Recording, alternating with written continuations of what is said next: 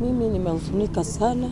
Family ino ya Boniface Kariuki ikoretwe kiroka thibitari-ini ya Kenyatta o muthenya na matanya magukainukia Kariuki muthenya umwe ari na ugima mwega wa mwiri. Kuona ubaya na mtu yeyote.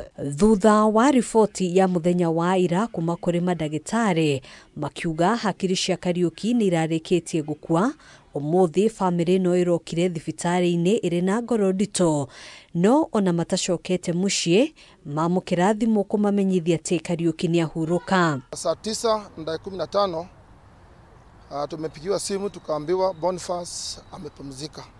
Kwa hivyo tuko hapa kama familia tukiwaambia Wakenya Boniface ameaga dunia. Lakini jana ndio nikapatiwa ripoti, lakini tukawa wengi, ikawa sasa wanatuambia ati Boniface brain yake ifanyi kazi.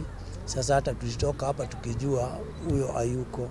Ruo rwa family no rutina hitheka, ithe wa Kariuki agitariria uria maundu mothe marugamire kumariria Kariuki ahurirwo rithathi ni afitha wa borithi hindi ya mururungano wa mbeu njithi tauni-ini ya Nairobi ciumia igiri hituku. Sasa ningependa haki ionekane juu mtoto wangu hakuna kitu alikuwa amefanya, na hiyo muda yote nimemulea. Kama siku namtaka, si mimi ndio ningemaliza mimi mwenyewe.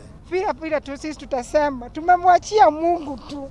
Hii machozi tunalia hata kwake, sijui tuseme aje. Kariuki arakoretwo akirigitwo thibitari-ini ya Kenyatta kuria arathinjitwo maita meri madagitari makigeria kuruta icunji cia rithathi mutwe-ini wake.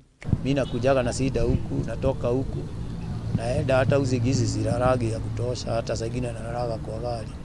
Ya kufikiria hata mtoto wangu aliulizwa nini. Family no riu yugite irenda kihoto gukinyanirio, makiuga gutiri kindu matigitwo nakio tigaruo na garama nene ya thibitari iria matangihota kuriha. Boniface ako na bill kubwa. Boniface ako na bill kubwa.